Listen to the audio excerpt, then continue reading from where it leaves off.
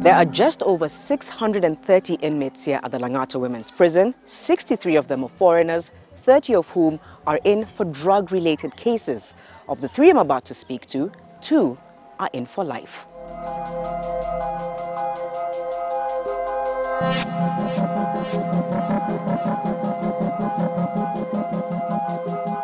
Can you take us through the first day when you came to Langata Women's Prison? What do you remember about that day, Catherine? Wow,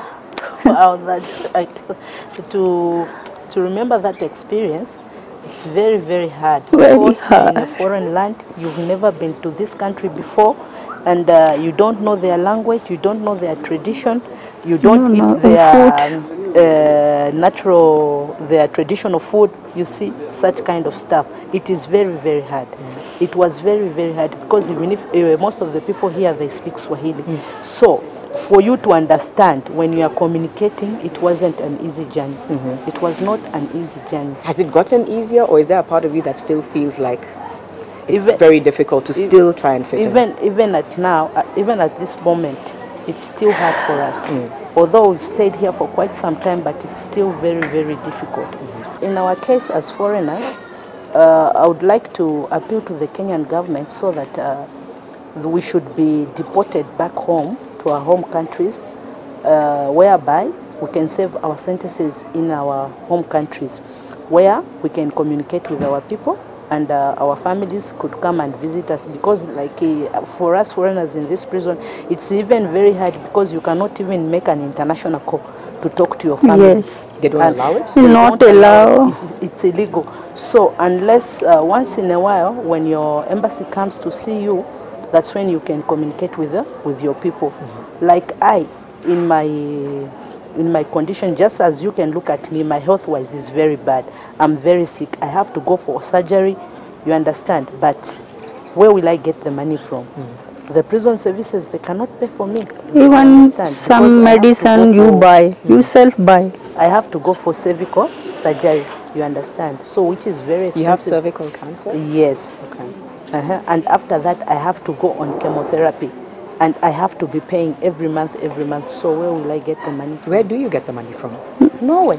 So this is why I'm really appealing to the Kenyan government if they can do something, whether to deport me or maybe if they can push my appeal ahead so that I can go for this appeal in court to see what is the next step. So that because since I've appealed and I have an appeal number, I'm still waiting for the date. I cannot apply for the power of mercy, you understand? Unless I'm through with the appeal. That's when I can apply for the power of mercy. So, in my thinking capacity, I was thinking that maybe if my appeal date can come fast, I go to court, I hear the next step, then I can apply for the power of mercy. What were you doing before? The same. You were a business owner? Business owner, yeah. Okay. And you still felt like there was the temptation to have more? Because you see, like in my case, I used to own a boutique and I used to own a bar. So most of the times I used to go to Turkey, I used to go to China, around the world, just to buy some items, new fashion, whatever. And I've stayed for so long in South Africa. That was the time I got involved into this selfishness, just like my colleagues said. You've talked about, and I think you've both mentioned, it was a selfish decision on your part to want to go into it. So based on that, there might be someone out there who's thinking, I also want a quick buck. For me, quick and easy money equals drug money. It's easy, it's, you know, you're undercover, I wouldn't be caught. What would you want to say to someone who's thinking that at the moment? What would you want to tell them about the reality of drug trafficking?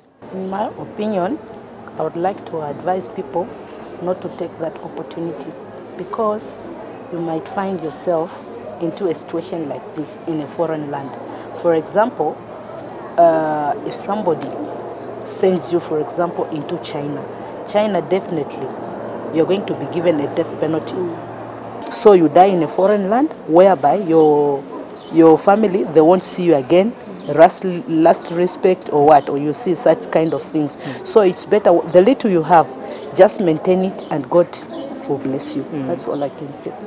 Anne has explained what she does during her day in prison. Could you take us, and then we'll hear from you as well, Shala? Yeah. I also work in the industry.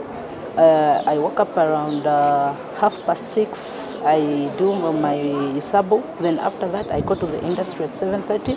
Then from there, at noon, I normally go to the club for this crime support, where I do my beadwork. Nataka kuongea, naongea. Lakini soma, I cannot read. Yeah. Right, Catherine, Shala, and Anne, thank you for sharing your stories. And as you continue to serve your sentence and do the work.